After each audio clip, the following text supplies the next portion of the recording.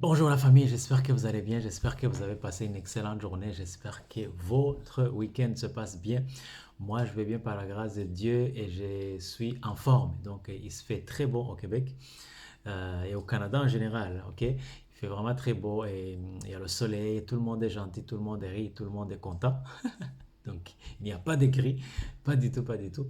Et je suis très heureux de vous retrouver cet après-midi. Si vous êtes au Québec, soyez le bienvenu sur notre chaîne Bonjour Canada. Nous parlons d'actualité en immigration, sur l'économie du pays, tous les sujets en tout cas qui me passionnent, qui concernent le Canada et en général, ok? Si vous êtes au Maroc, si vous êtes en Algérie, si vous êtes en Tunisie ou vous êtes au Sénégal, Côte d'Ivoire, Gambie, quel pays? En Afrique de l'Est, au Kenya, au Burundi, en Tanzanie, au Rwanda, en République démocratique du Congo. Si vous êtes en Congo-Brazzaville, vous êtes au Gabon, j'ai beaucoup d'amis gabonais. Si vous êtes au Cameroun, le continent, s'il vous plaît. Si vous êtes à Douala, si vous êtes à Yaoundé, vous êtes le bienvenu, vous êtes le bienvenu sur la chaîne Bonjour Canada. Donc, soyez le bienvenu partout là où vous êtes. Si j'ai oublié votre pays, excusez-moi, j'aimerais parler de tout le monde, ok? Soyez le bienvenu. Donc, cette vidéo d'aujourd'hui, peut-être, il y a, c'est vraiment pas méchant, ce que je vais dire. Avant tout, si vous êtes là pour la première fois, n'hésitez pas à vous abonner et à cliquer sur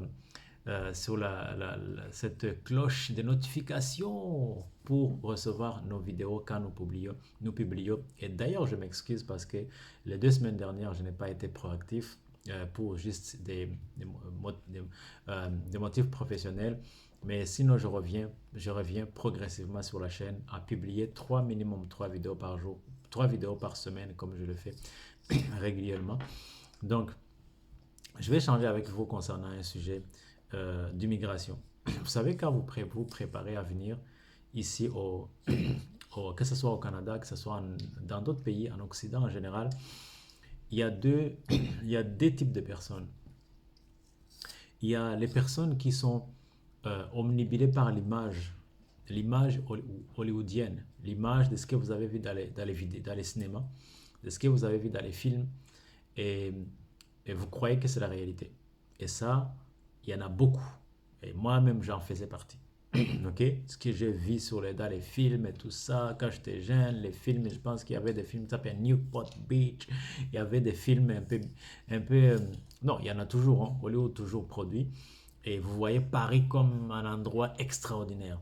Laisse-moi vous dire que le jour où j'ai atterri à Paris, à l'aéroport Charles de Gaulle, c'est le même jour j'ai été déçu.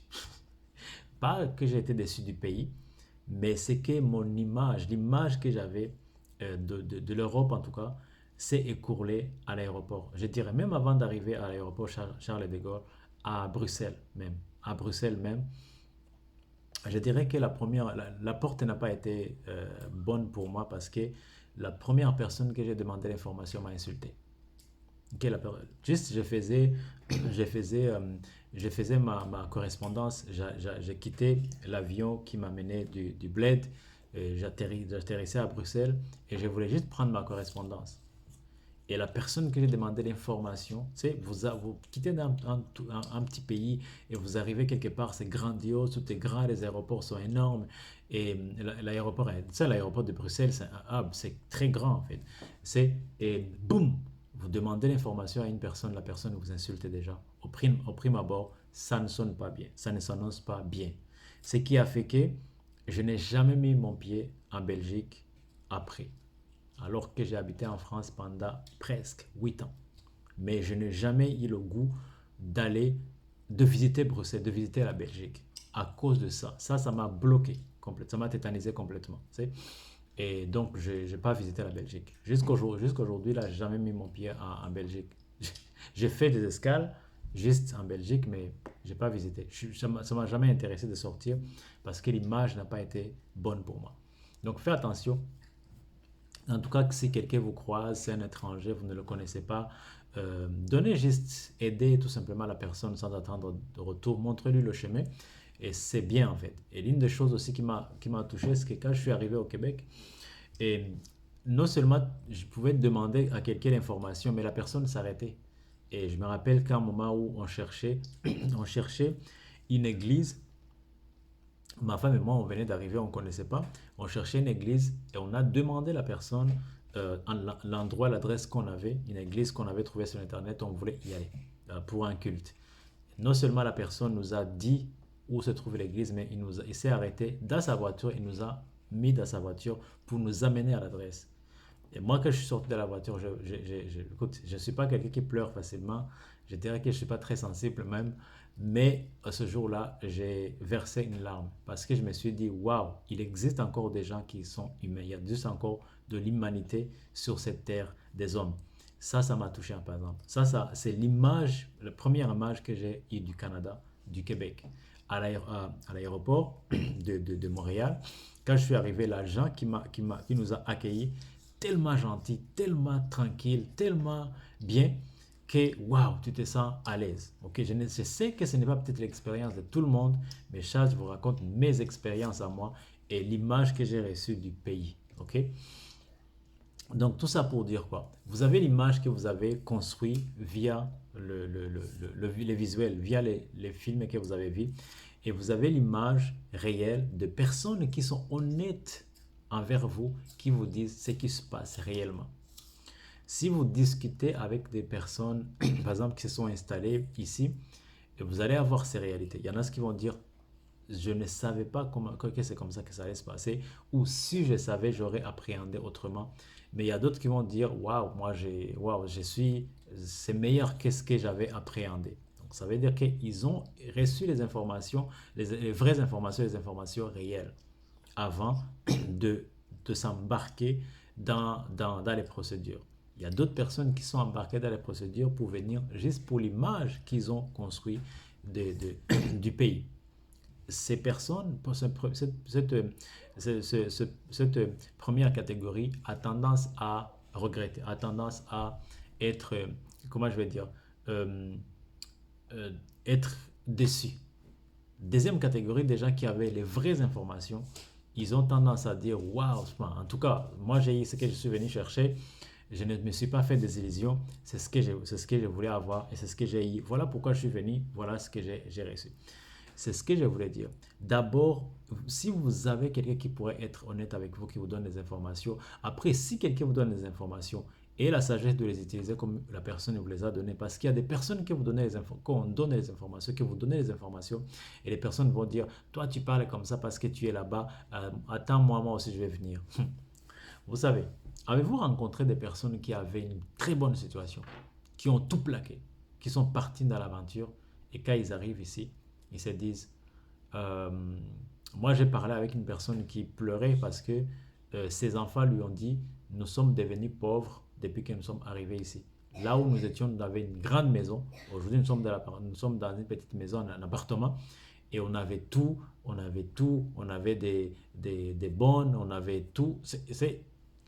Les personnes se disaient, on n'en a plus. Donc, parce que les personnes ne sont pas été préparées sur les bonnes bases. C'est un pays d'opportunités. Il y a beaucoup d'opportunités, énormément d'opportunités. Un pays où vous pouvez rêver. Il n'y a pas de limitation en fait. Mais il faut venir sur les bonnes bases. Il faut venir en état conscient de quelle est votre part de contribution dans ce pays et qu'est-ce que vous allez recevoir vous allez recevoir aussi comme soutien dans ce pays. Donc, je tire ma conclusion pour dire attention, ne vous embarquez pas dans cette aventure de venir vous installer ici sans avoir toutes les informations nécessaires et sans calculer le prix et le prix que vous allez payer et les pertes que vous allez avoir. Parce que pour moi, quand j'entends une personne qui a 45 ans, qui me dit, je veux venir, moi et ma famille, nous avons 2 enfants ou 3 enfants, quand c'est un père de famille, je dis, oh, tu es prêt à tout recommencer à zéro.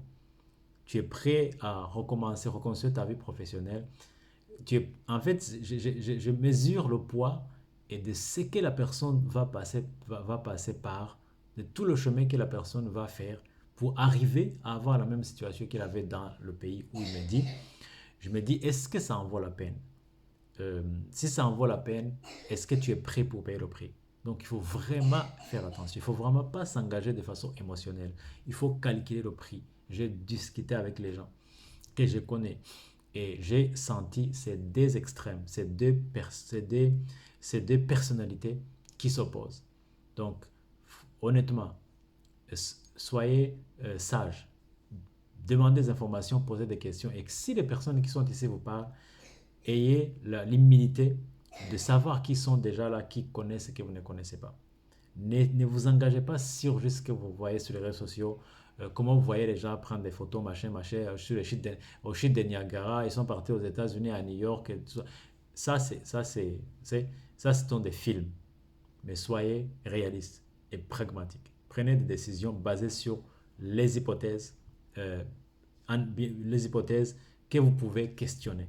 C'est très important. Ne soyez pas ici à commencer à regretter après avoir vendu, après vous êtes séparé avec vos parcelles, vos maisons, juste pour amener votre famille dans la galère et, et pour tout recommencer à zéro.